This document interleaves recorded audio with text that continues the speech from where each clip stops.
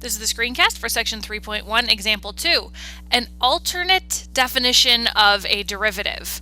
So in the last example, and in a little bit in chapter 2, you learned that the limit as h approaches 0 of f of x plus h minus f of x all over h brings 2 points closer together. So that's what we've got over here, is the limit of as h approaches 0.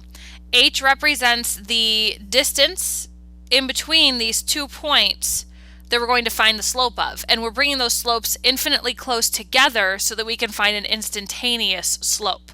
So you're bringing x plus h closer to x. Now, in this alternative definition, we are bringing x closer to a specific a value. So we're still trying to find the slope here at a, but now we're going to bring x closer to that a value.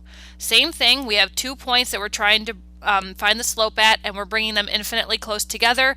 We're just using different symbols. So instead of using h to represent a distance, we're going to take 2 separate points, x and a, and get the x value to approach a. So in example 2, we're going to apply the alternate definition and differentiate f of x equals the square root of x. So we need to take the limit as x approaches a of f of x, definition's over here, minus f of a. F of x is the square root of x. F of a is the square root of a. And that's all over x minus a. So here's the difference in the y values all over the difference in the x values. So now I'm going to do some math. And since in the numerator I have square root of x minus square root of a, I'm going to multiply by the square root of x plus square root of a over itself to be able to get rid of those radicals there in the numerator. And you can see that that'll cancel out, the 2 middle terms cancel out. And then x minus a and x minus a cancel out. So I have 1 over the square root of x plus the square root of a.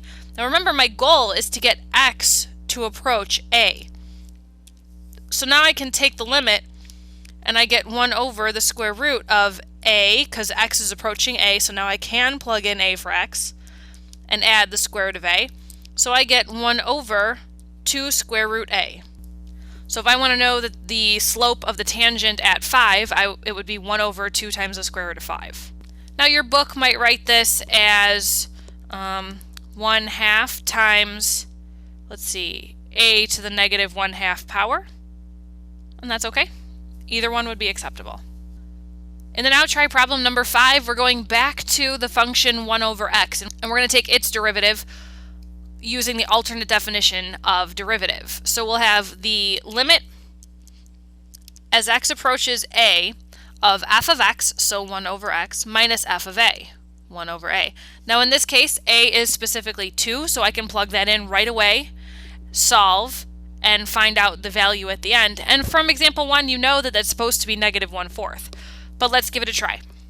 So I have the difference in the y values divided by the difference in the x values using the points x comma 1 over x and a comma 1 over a. And now I'm going to find a common denominator in the numerator. And now take the fraction in the numerator and divide by, or now multiply by, the reciprocal of x minus a. And since one of the binomials was a minus x and the other one was x minus a, I had to factor out a negative. So now I have the limit as x approaches a of negative 1 over xa. And since the goal is for x to approach a, I can now plug in a for x. And then if I'm trying to find that at x equals 2, like the directions say, or at a equals 2, that would be negative 1/4, just like we had predicted from the last example.